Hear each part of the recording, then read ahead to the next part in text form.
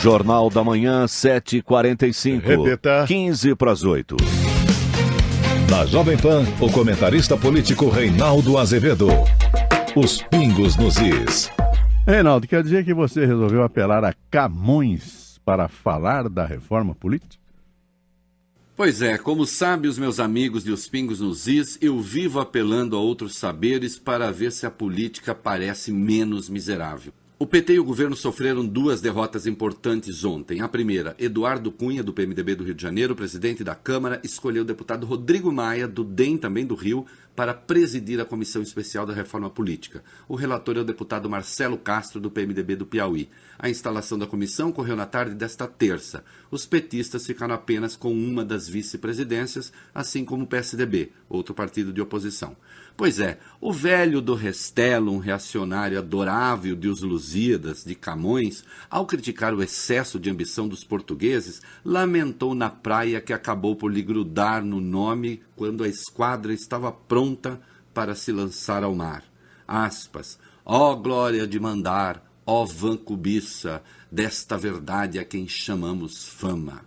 Segundo o velho, essa glória de mandar é fonte de desamparos e adultérios e uma sagaz consumidora conhecida de fazendas, de reinos e de impérios. Vale dizer, pode levar os homens à ruína. Os portugueses, em todo caso, se deram bem, mas os petistas quebraram a cara. Em 2013, logo depois das jornadas de junho, falou-se da necessidade de uma reforma. Dilma Rousseff lançou a sua tese estúpida dos plebiscitos. O PT deu início à pregação do fim do financiamento privado de campanha, ladainha já entoada depois do mensalão, como se essa fosse a única origem da roubalheira.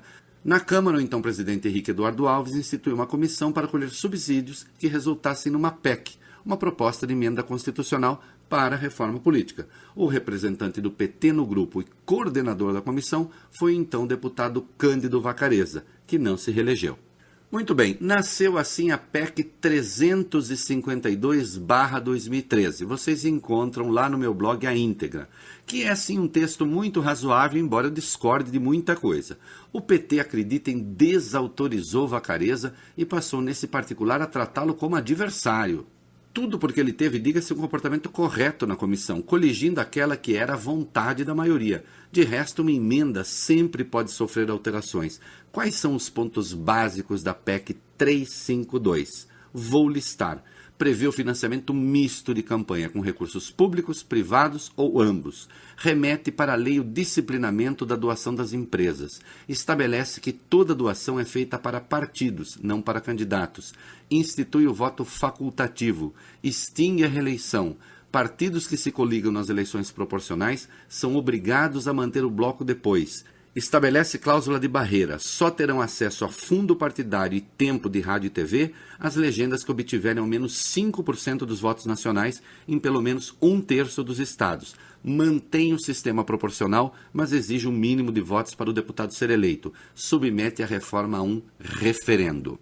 Pois bem, o PT não quer essa reforma de jeito nenhum. Quer proibir a doação de empresas a campanhas, o que jogaria o processo político na clandestinidade, instituir o financiamento público, o que o beneficiaria, e pretende que as mudanças sejam feitas por plebiscito. No referendo, a população é consultada depois e diz se aceita ou não as alterações. Eu sou contra qualquer doação pública, por exemplo. Defendo o voto distrital, não o proporcional. E acho que não faz sentido restringir a doação aos partidos. Mas que se vá para o debate, ora essa. A comissão especial é composta de 34 membros e tem um prazo de 40 sessões para concluir o trabalho. Muito bem, o PT decidiu sabotar o texto ainda na CCJ, a Comissão de Constituição e Justiça. Eduardo Cunha, usando sua prerrogativa de presidente da Câmara, avocou para o plenário, aprovou o início da tramitação e decidiu instituir a comissão. Não sei que destino terá a reforma. Há coisas boas ali, como o fim do voto obrigatório e da reeleição para cargos executivos. O melhor caminho, claro, é submeter o texto a referendo, que é a consulta posterior, não a plebiscitos. O texto carrega o nome de um petista e o partido poderia ter um papel maior no debate. Agora foi arrastado pelo furacão Cunha. Por quê? Em razão da glória de mandar da vã cobiça. Segundo o velho do Restelo, ela já destruiu impérios. Não sei não, acho que pode destruir também partidos. Tenho curiosidade de saber o que pensam os colegas de bancada do Jornal da Manhã. Vocês são favoráveis ao financiamento público ou privado de campanha? O que pensam do voto facultativo? Olhem como eu estou cheio de curiosidade hoje.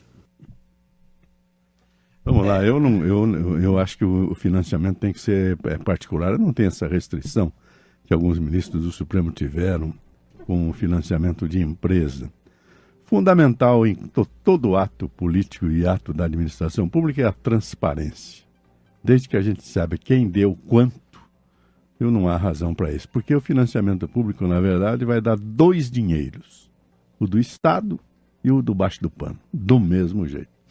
Eu acho que não é o dinheiro que corrompe. Quem corrompe é o corrupto, né? Não é a empresa que vai corromper o governo, né? É as relações que ela tiver com o governo. Eu acho que se o financiamento público de campanha não é o ideal, muito menos é o financiamento, aliás, se o financiamento privado de campanha, né, ele encontra muitas restrições, principalmente entre os governistas, eu acho que o financiamento público, esse sim, é que é imoral, né, porque nós já arcamos com fundo partidário, que patrocina as legendas, né? A gente patrocina também, sai dos nossos bolsos, do bolso do contribuinte, o patrocínio do chamado horário eleitoral gratuito, que de gratuito não tem nada. Então, a carga para o contribuinte já é muito grande.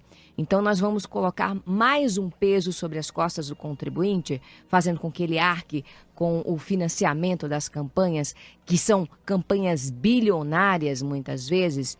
E aí a gente se pergunta, né? E como é que seria feito esse fatiamento, né? Logicamente, os maiores partidos, os partidos com as maiores bancadas, ficariam com a maior fatia do financiamento e se perpetuariam no poder. Não é justo também. Quanto à outra questão que o Reinaldo levantou, foi sobre o voto facultativo. Eu acho que voto é direito, não é obrigação. E se é direito, você tem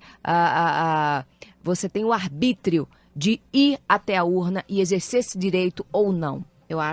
Eu sou plenamente favorável ao voto facultativo, porque eu acho que é um voto de qualidade, porque eu acho que é um voto consciente. Eu gostei muito da citação do Camões, o Reinaldo é incrível, porque olha, Reinaldo, teve tempos na política brasileira que tinha citações da Antiguidade Clássica, Grécia, Roma, citações do Renascimento, citações da literatura clássica universal e brasileira, citações da Revolução Francesa, do século XIX inglês. Porém, os tempos foram mudando. O presidente do TRE de São Paulo, quando diplomou agora os eleitos, né, em outubro, citou Lulu Santos, né? Veja a que ponto nós chegamos, de Camões a Lulu Santos. São os tempos sombrios que nós vivemos.